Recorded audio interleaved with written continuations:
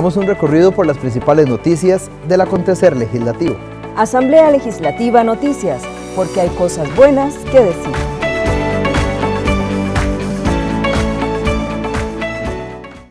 Bienvenidos a las informaciones de esta semana. Estos son nuestros titulares. Auditoría del CONAVI ya presentó denuncia penal por caso de carretera a San Carlos. Rechazan texto sustitutivo para eurobonos con menor emisión de títulos. País contará con ley para promover riqueza atunera. Diputados concluyen que hubo irregularidades con la compra de mascarillas durante la pandemia del COVID-19. Y falta de proyectos de reactivación económica, principal deuda de sesiones extraordinarias. Alcaldes y empresarios piden apoyo de diputados para crear agencia de desarrollo de inversión en Punta Arenas. Veamos la siguiente información. Javier Morales Argüello, presidente de la Cámara de Desarrolladores de Puertos y Fronteras de Costa Rica, junto a Fernando Villalobos Chacón, decano de la Universidad Técnica Nacional, y varios alcaldes de la provincia de Punta Arenas, expusieron la iniciativa Núcleo de Atracción de Inversiones del Pacífico. Morales Argüello señaló la necesidad de potenciar los hubs logísticos del Pacífico y una serie de obras de infraestructura vial que permitan las condiciones para la instalación de empresas que hagan competitiva a la región. Esta es una iniciativa de avanzada, mientras se abre el camino para otras grandes iniciativas que hemos escuchado, como por ejemplo el Canal Seco y el nuevo puerto en Punta Morales, tema de nómadas digitales, industrias fílmicas. Esto lo hemos visualizado como una iniciativa que va abriendo el camino para iniciativas son muchísimo más grandes. Para el alcalde de Esparza, Asdrúbal Calvo Chávez, la periferia es la parte más necesitada, por lo que apoya las acciones para llevar desarrollo al territorio. Generar esos desarrollos en los territorios pues implica más empleo, más oportunidades y por lo tanto dinamiza la economía en las regiones, que es lo que debería generarse un desarrollo equitativo en un país donde nazca el mismo desde sus regiones hacia el área metropolitana y no a la inversa como ha sido la tónica en nuestro país. Similar es la posición del alcalde de Montes de Oro, Luis Villalobos Artavia, quien aboga por trabajar en conjunto para llevar empleo y reactivación económica a través de alianzas público-privadas.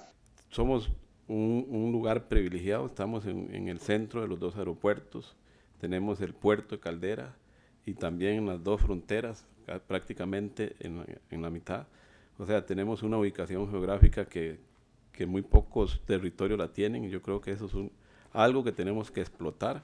El representante de la Universidad Técnica Nacional reafirmó el compromiso de la institución con el acompañamiento para llevar acciones productivas y mantener a los profesionales en la región. La legisladora Katia Cambronero resaltó la necesidad de concretar acciones para la provincia. La ampliación de la Ruta 27, el aeropuerto en Orotina, el ferrocarril a Caldera, el plan maestro de ampliación de Caldera, son apenas algunas de las acciones que tendrían que generarse desde una agencia de este tipo y que realmente podamos trasladarnos en la política, que creo que ese ha sido el gran inconveniente en Punta Arenas, ¿verdad? Que ha sido más un tema político que un tema de desarrollo. El diputado Carlos Andrés Robles también mostró su apoyo a esta iniciativa. Vamos a estar anuentes a poder generar poder apoyar cualquier iniciativa que genere bienestar, desarrollo y sobre todo un mejor país y mejores condiciones para los habitantes de nuestro territorio. Los representantes también pidieron a los legisladores apoyo para exponer esta iniciativa al Gobierno de la República antes del Consejo de Gobierno del 30 de septiembre próximo. Plenario Legislativo aprueba informe de la investigación que se llevó a cabo en la Asamblea Legislativa sobre el tema de las mascarillas. El plenario legislativo votó a favor el informe de mayoría de la Comisión de Control del Ingreso y el Gasto Público, que concluyó que se presentaron una serie de irregularidades en la compra de las mascarillas para atender la pandemia de la COVID-19. Los legisladores aseguran que se presentó una compleja red de funcionarios de la Caja que realizaron actos anómalos en las contrataciones y que pudo favorecer en determinados oferentes, haciendo caso omiso de la reglamentación interna y el ordenamiento de contratación administrativa. Para tratar de que esos responsables, no solamente en el manejo de fondos públicos, sino arriesgando la salud pública, no hubieran hecho bien las cosas en el momento adecuado. Yo creo que esas irresponsabilidades tenemos que señalarlas desde aquí, desde la Asamblea Legislativa, y garantizarnos que hoy la Caja lleve los procedimientos correspondientes y se lleven hasta las últimas consecuencias. Recomiendan investigar y abrir los procedimientos administrativos necesarios para determinar la posible responsabilidad administrativa de los funcionarios del CIPA. Pero no debemos olvidar que las implicaciones políticas, la presión social, ética y moral están presentes en todo el proceso de la investigación y se convierten en una sanción de carácter perdurable en el imaginario social. Consideremos, compañeras y compañeros, esta votación como una oportunidad para acelerar estos procesos y hacer justicia, aunque solo sea desde el ámbito político, para una sociedad que ya está harta de tanta corrupción. Y se queda uno realmente asombrado de lo que pasó. ¿Cómo es posible que a lo largo del expediente veamos, por ejemplo, la presencia del señor Vindas en muy diversos temas? ¿Es que acaso el señor Vindas tenía una condición particular? ¿O el señor Vindas consideraba que la función que tenía le permitía tomar decisiones totalmente arbitrarias y le permitía también beneficiarse de alguna manera, como aparentemente se deduce del expediente? Los parlamentarios trasladan una copia fiel del expediente legislativo al Ministerio Público, Poder Judicial, Contraloría y Procuraduría General de la República. En la Comisión de la Mujer, viceministro de Seguridad señala falta de recursos para atender la violencia de género. Veamos la siguiente información.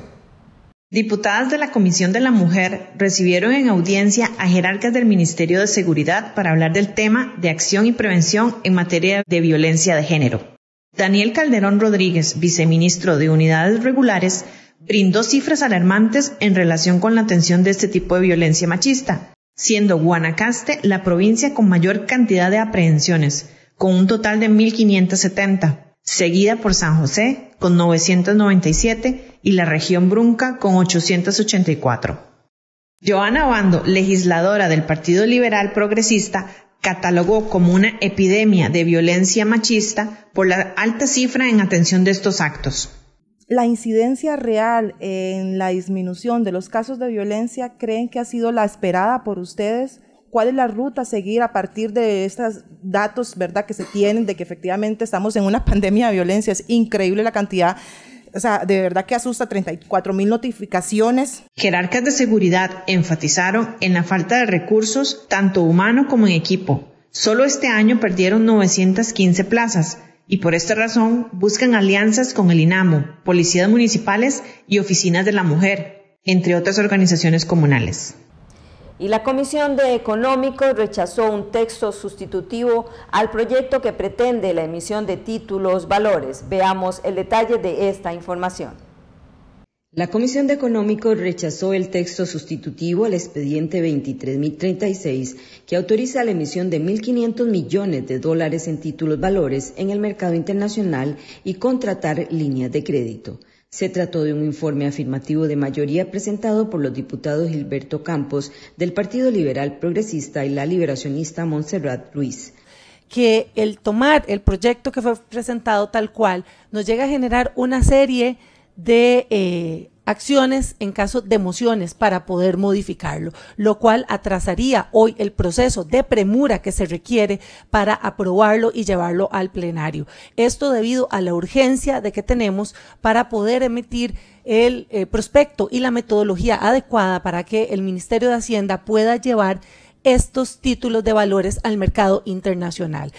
La social cristiana María Marta Carballo presentó un informe de minoría. Que hemos tenido coincidencias los tres compañeros, como el tema de los controles, como el tema, por ejemplo, que sí se necesita una gestión de la deuda, de bajar el gasto público, el tema de la recaudación, de mejorar la recaudación fiscal. Y es cierto que todos esos temas son súper importantes y lo hemos externado al gobierno y lo hemos externado al ministro de Hacienda. La primera pregunta que yo le hice al ministro de Hacienda cuando compareció ante esta comisión era cuáles son las medidas que estaba tomando el gobierno para la disminución del gasto público, por ejemplo, porque somos conscientes de que este proyecto debe ir de la mano con estos aspectos que también mencionaba la compañera Montserrat y que en eso hay coincidencias. Sin embargo, hay el tema que me preocupa y del cual yo les quiero hablar en esta tarde es del monto que propone este informe de mayoría. De aprobar 1.500 millones de dólares, estamos ocasionando implicaciones serias y peligrosas a la economía de este país. Estamos obligando al gobierno a ir a captar recursos con tasas altas, con intereses muy altos, que son los costarricenses los que van a pagar estas altas tasas. La propuesta contó con el voto de la Frente Amplista Sofía Guillén, de las liberacionistas Montserrat Ruiz y Katia Rivera, del liberal progresista Gilberto Campos, y no contó con los votos de la diputada Olga Morera del Nueva República y de Carolina Delgado del PLN, además de Alexander Barrantes de Progreso Social Democrático.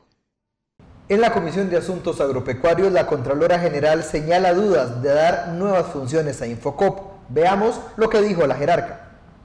Marta Acosta Zúñiga, Contralora General de la República, señaló a los integrantes de la Comisión de Asuntos Agropecuarios su preocupación ante la falta de estudios técnicos que garanticen la sostenibilidad financiera de Infocop si avanza el expediente 22.503, que reforma parcialmente la Ley de Asociaciones Cooperativas. Para la jerarca, esta reforma no es prioritaria, ya que aleja al Infocop de su propósito original al asumir nuevas funciones contractuales y funciones que lo alejarían de su gestión en favor del interés público.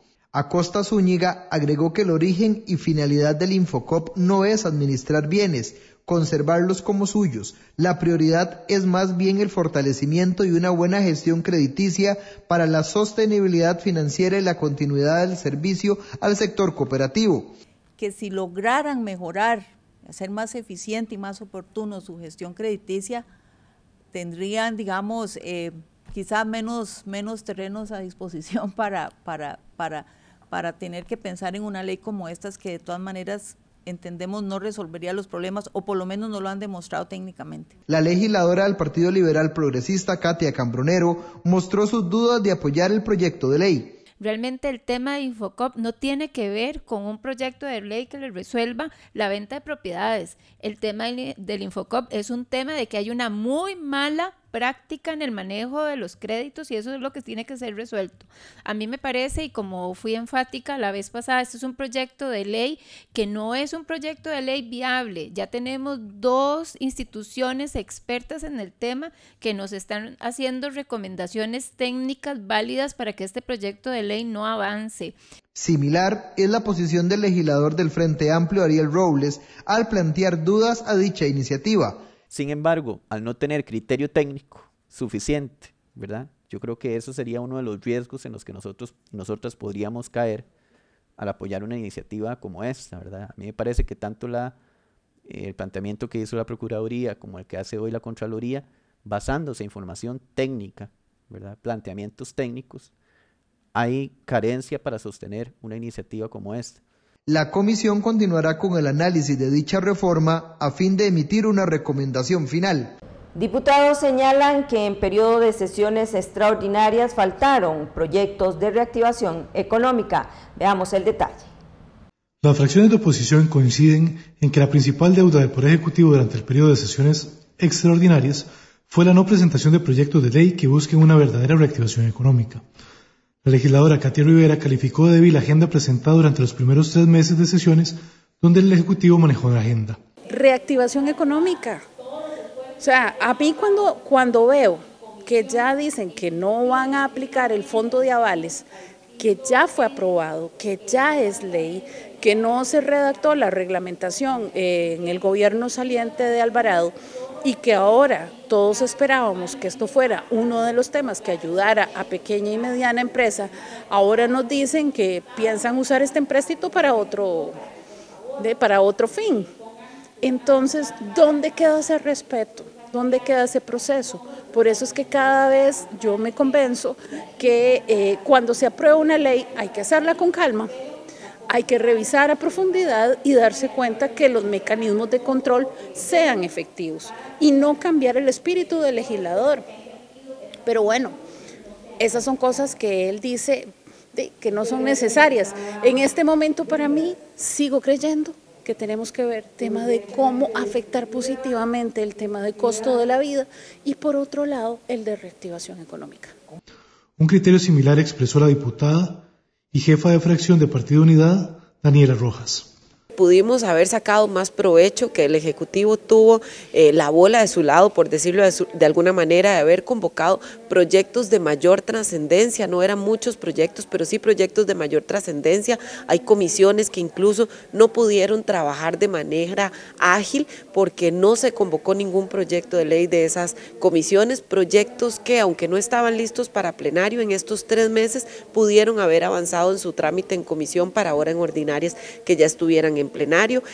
Lamentamos muchísimo que no se haya convocado el proyecto de ley de hidrógeno verde, que lo que le faltaba era segundo debate, que no se haya convocado el proyecto de ley DUA, que lo que permite es darle seguridad jurídica a las personas que viven en zona marítimo terrestre y en milla fronteriza, que en este momento no tienen derecho ni a solicitar agua, ni luz, ni bono de vivienda, ni tampoco heredarle a sus familiares. Pero bueno, avanzamos en otros proyectos de ley importantes como jornadas excepcionales y trabajador independiente, pero sí quedó faltando de parte del Poder Ejecutivo en su convocatoria.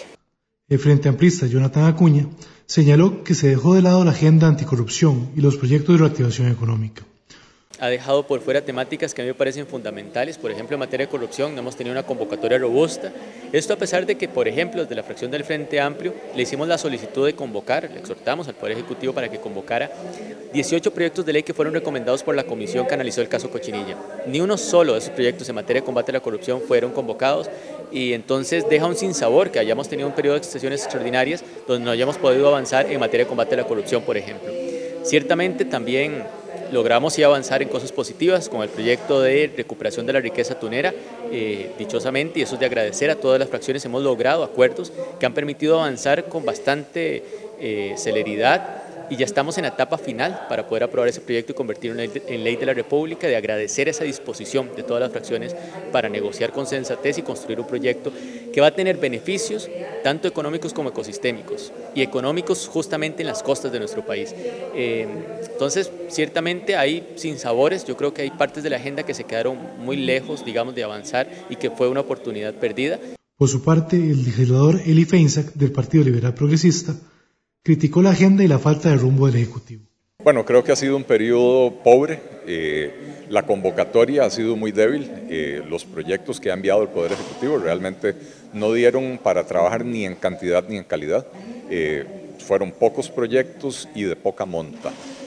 Creo que el gobierno ha desperdiciado una magnífica oportunidad porque con los niveles de aprobación de la gestión del presidente hubiera sido un momento ideal para impulsar reformas importantes, las transformaciones que Costa Rica necesita para poder empezar a crecer nuevamente, para volver a generar empleo y oportunidades para todos los costarricenses. El legislador de Nueva República, Pablo Cibaja, también cuestionó la falta de proyectos de reactivación económica. Recordemos que por primera vez en la historia la Asamblea Legislativa entra a un proceso con un nuevo gobierno y con una nueva asamblea de periodos extraordinarios.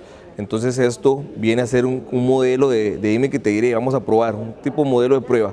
Esto yo sé que le afectó bastante al gobierno entrante, y más que es un gobierno nuevo, que no tiene la gente suficiente, etc. Pero sumado a eso o alejado a eso, creo, y a título personal así lo pude comprobar, es que hubo carencia de buenos proyectos. Hubo la necesidad de que se convocaran más proyectos de más peso, de más impacto y no se dieron. Sí coincido con la señora ministra, doña Natalia, de que en todo este proceso no se convocaron proyectos que generaran más impuestos, más cargas tributarias. Pero ¿qué sirve que no se convocaran ese tipo de proyectos si no se convocaron proyectos de reactivación, proyectos que vengan a solucionar temas posiblemente modulares que tengamos en todas nuestras comunidades? Entonces para mí me quedó debiendo bastante. La jefa del oficialismo, la diputada Pilar Cisneros, defendió el accionar del gobierno durante los primeros 3 meses. Mire, yo creo que hemos avanzado con muchas cosas fundamentales, ¿verdad? Desde algunos proyectos que ya quedaron totalmente aprobados, digamos como aduanas, y a otros que quedaron a punto, como decir el proyecto del atún, ¿verdad? Yo creo que eso va a ayudar a generar empleo, a que no se sigan llevando la riqueza tunera del país. Son millones de dólares lo que ahora estamos perdiendo, que ya vamos a dejar de perder y lo dejamos muy avanzado. El otro que se avanzó muy fuertemente y que ya también estamos a punto de concretar son jornadas flexibles. Ahora sigue un periodo duro en la comisión porque presentaron un montón de mociones, pero yo tengo la esperanza de que ese proyecto salga adelante, que veamos las mociones, que avancemos. Yo creo que una directriz, digamos, que dio muy buen resultado fue lo de abrir las mesas de diálogo, escuchar a las partes que estaban en contra y mejorar sustancialmente el proyecto inicial que había ahí. Y eurobonos, ¿verdad? Ya inició su camino y nosotros vamos a insistir muy fuertemente en eso porque es realmente un asunto vital para el país. A partir del 1 de agosto, la Asamblea Legislativa inicia el periodo de sesiones ordinarias, donde los congresistas tienen el control de la agenda en discusión de proyectos de ley. El plenario legislativo da segundo debate ya al proyecto que promueve y reorganiza todo lo que es la producción atunera en nuestro país. Veamos el detalle. En el primer día de sesiones ordinarias, aprovecharon el segundo debate del expediente 21.531, ley para recuperar la riqueza atunera de Costa Rica y promover su aprovechamiento sostenible en beneficio del pueblo costarricense. Los congresistas señalaron la importancia de este proyecto y el espíritu de cooperación dentro de la Comisión de Ambiente, donde se analizó la iniciativa. Reconocer, agradecer el trabajo que se ha venido haciendo y que se hizo en la Comisión de Ambiente. Queremos agradecer a las diferentes fuerzas políticas que asumieron con una responsabilidad muy loable. Manifestaron estar a la expectativa por el cambio de dinámica y aprovecharon el espacio de control político para presentar sus proyectos de interés para impulsar durante este periodo de sesiones ordinarias. Hoy que iniciamos el periodo de sesiones ordinarias y ya la agenda va a estar a cargo de la Asamblea Legislativa, quería comentarles de un proyecto que presenté la semana pasada en el cual me encantaría que ustedes también lo firmaran y de hecho está en la Secretaría del Directorio para las firmas. Es sobre las enfermedades raras. Y se les llama enfermedades raras porque tienen una prevalencia súper baja comparado con el cáncer o enfermedades de corazón o enfermedades respiratorias que tienden a recibir la mayor cantidad de atención del sistema de salud. Las enfermedades raras apenas afectan a 5 por cada 10.000 habitantes. Entonces lo que pasa con estas enfermedades es que han sido invisibilizadas en el sistema de salud. Además, se ve complicada la situación por el hecho de que muchas de estas enfermedades tienden a ser crónicas y debilitantes y a mermar mucho en la calidad de vida de las personas que están viviendo estas enfermedades. Además, pusieron en la corriente legislativa 463 puestas a despacho, es decir, propuestas que serían incluidas en la agenda del plenario y comisiones para su trámite. En la Comisión de Control de Ingreso y Gasto Público, la auditoría de CONAVI señaló que presentó la denuncia penal por el caso de la carretera a San Carlos. Veamos esta información. La Comisión de Control de Ingreso y Gasto Público recibió en audiencia a Jane Rosales, directora AI del CONAVI, y Reinaldo Vargas, auditor interno, quienes se refirieron al expediente número 22.554, investigación de las inversiones realizadas en la carretera San Carlos, específicamente en el tramo Sifón La Abundancia. Según Vargas, se presentó una denuncia penal por parte de la auditoría. Ya presentamos una denuncia penal ante el Ministerio Público y realizamos una relación de hechos en la vía administrativa también, con referente al tema de conservación. Igual hicimos consultas tanto a sectorial del MOP como a jurídicos del CONAVI referente a la incorporación de la Ruta Nacional 35. La legisladora Ada Acuña consultó sobre el tema de conflictos de intereses y las debilidades de garantías ambientales. La situación de conflicto de intereses que usted acaba de indicar y con respecto a las debilidades de garantías de ambientales, si podría ampliar un poquito al respecto. En el tema de conflicto de intereses, en el momento que se da el traslado del proyecto al MOP, se nombra como gerente a Eliana Aguilar, la cual en ese momento tiene un contrato con un consorcio de administradores viales de la misma zona. Bueno, entonces no podría eventualmente tocar temas de esa zona si tiene relación con ese consorcio. Sobre el tema del conflicto de intereses, Vargas explicó que en el momento donde se traslada el proyecto del MOP, se nombra como gerente Elena Aguilar, quien tenía un contrato con administradores viales de la misma zona. Por su parte, Sofía Guillén, de Frente Amplio, preguntó sobre las irregularidades que llevan a la denuncia penal. Ahora usted indicaba que habían algunas irregularidades que finalmente lo conducen a presentar la denuncia penal, ¿no? Mencionaba excavaciones, puentes ambientales, conflictos de intereses y mencionaba a doña Iliana Aguilar.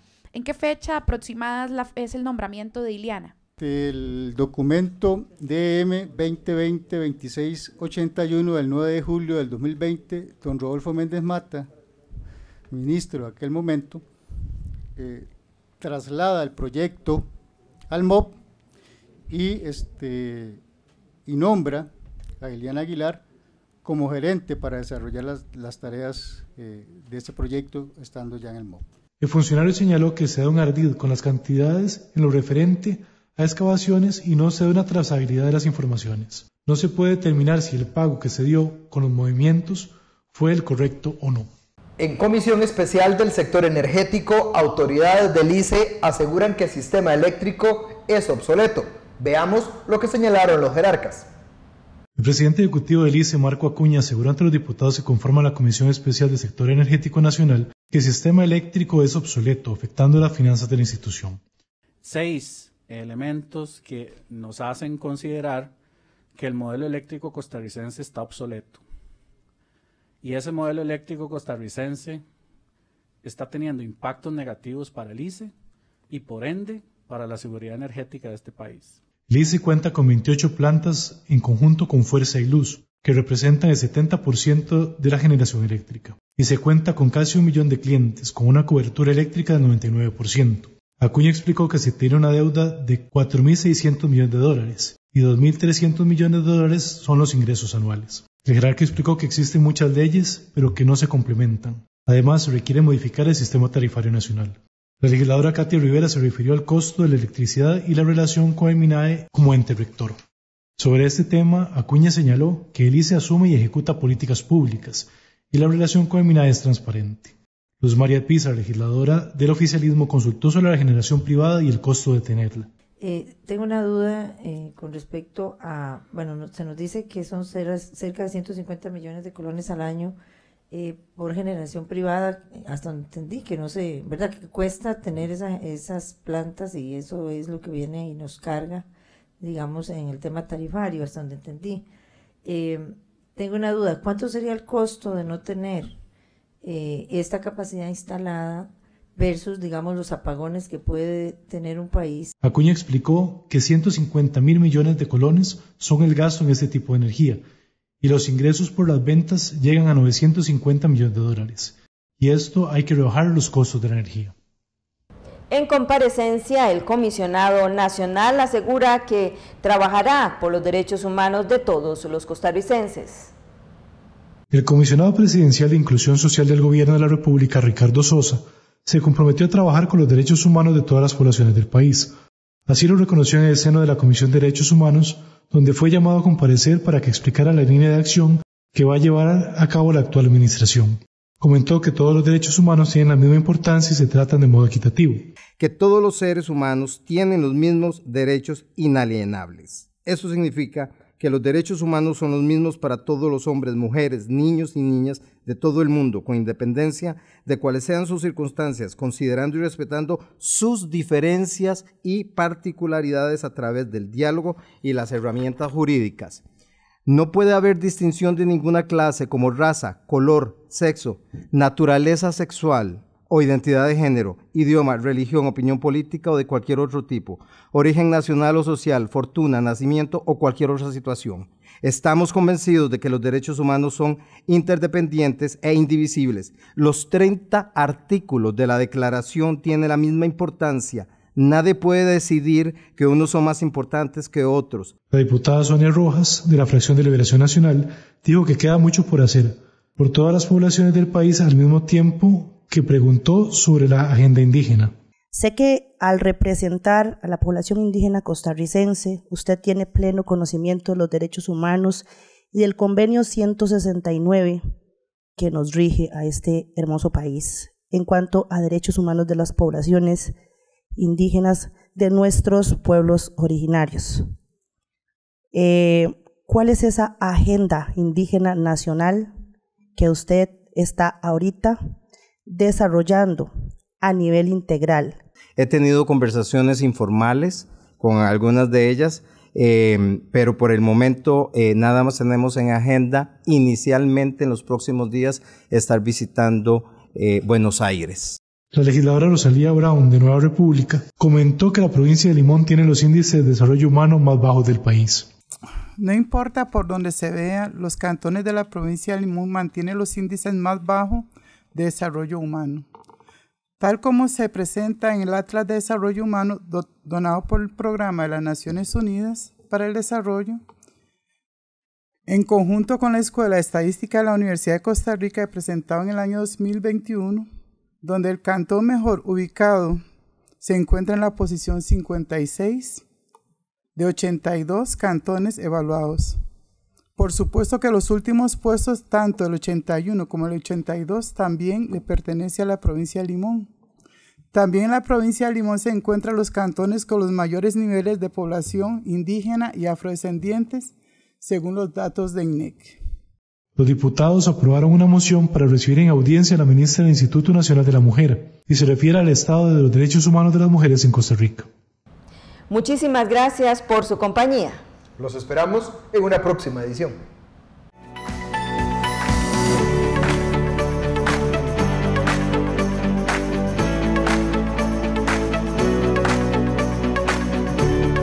Este ha sido un resumen de lo más importante del primer poder de la República. Asamblea Legislativa Noticias, porque hay cosas buenas que decir.